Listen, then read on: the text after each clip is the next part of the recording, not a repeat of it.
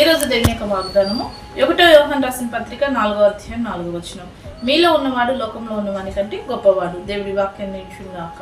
ఆమేన్. అవునండి, దేవుని యొక్క వాక్యం సెలవిస్తుంది, మీలో ఉన్నవాడు లోకంలో ఉన్న వాటి కంటే గొప్పవాడు. ఈ లోకంలో జీవిస్తున్న నీ జీవితంలో ఈ లోక సంబంధమైన కార్యాలు జరుగుతున్నాయా? ఈ లోక సంబంధమైన వాటి విషయంలో నువ్వు అధైర్యపడుతూ, కృంగిపోతూ, భయపడుతూ, ఈ శోధన, ఈ శ్రమ, ఈ ప్రతికూల పరిస్థితులు, ఈ నిందలు, ఈ అవమానాలు నన్నేం చేస్తున్నాయి? కృంగతీస్తూ ఉన్నాయి, నన్ను పడివేస్తూ ఉన్నాయి, ఇవి నన్ను ముంచేస్తూ ఉన్నాయి, వీటిని జయించలేకపోతున్నాయి, ఇవి చాలా పెద్దగా ఉన్నాయి, చాలా గొప్పగా ఉన్నాయి అని చెప్పేసి వాటిని నువ్వు పెద్దగా చేస్తున్నావా?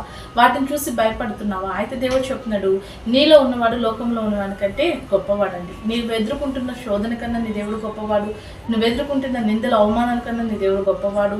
నువ్వు ఎదుర్కొంటున్న ఆపదల కన్నా నీ దేవుడు గొప్పవాడు. గొప్ప దేవుడైన దేవుని సన్నిధిలోని ప్రతి ప్రాబ్లంను అప్పచెప్పి నీలో ఉన్న దేవుని సన్నిధిలో మనస్ఫూర్తిగా ప్రతి ప్రాబ్లంను జయించుటకు శక్తిని మన దేవుని వేడుకుంటూ ప్రతి ప్రాబ్లంను జయించట రీతిగా నీలో ఉన్న దేవుడి నీ జీవితంలో గొప్ప కార్యాలు జరిగించడం కనుక ఆమేన్. ప్రార్థన చేసుకుందామని.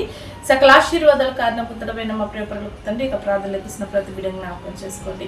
లోకంలో కలుగుతున్న శ్రమ వైపు, లోకంలో కలుగుతున్న ప్రతికూల పరిస్థితుల వైపు చూడక వాళ్ళలో నివసిస్తున్న గొప్ప దేవుడైన నువ్వు గొప్పవాడు అని ప్రతి ప్రాబ్లం నీకు అప్పచెప్పి నీ ద్వారా జయించే కృప ప్రతి ఒక్కరికి దయచేయమని యేసుక్రీస్తు నామములో ప్రార్థిస్తున్నాం తండ్రి. ఆమేన్.